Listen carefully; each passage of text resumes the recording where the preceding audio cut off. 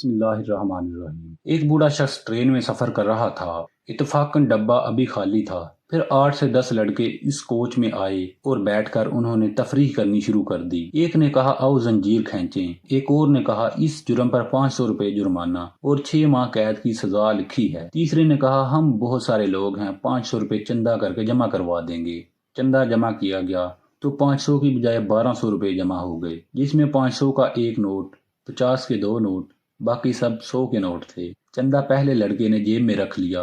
जंजीर खींचने से पहले एक बोला अगर कोई पूछेगा तो कह देंगे कि बूढ़े ने इसे खींचा था, तब अपने को पैसा भी नहीं देना पड़ेगा और इन रुपयों से पार्टी करेंगे। बूढ़े ने हाथ जोड़कर कहा बच्चों, मैंने आपके साथ क्या गलत किया है, आप मुझे क्यों फंसा रहे हैं। लेकिन वो नहीं माने और जंजीर खींच ली गई।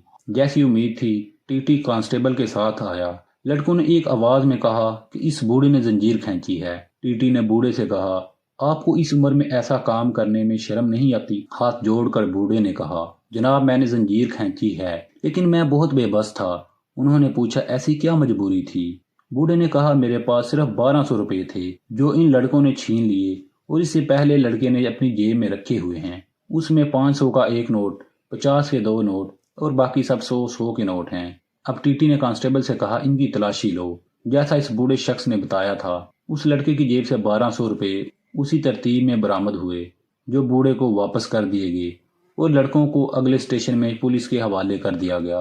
पुलिस के साथ जाते हुए लड़कों ने बूढ़े को घूरा तो बूढ़े ने अपनी सफेद दाढ़ी पर हाथ फेरते हुए कहा पुत्र जी, ये बाल धूप में सफेद नहीं हुए।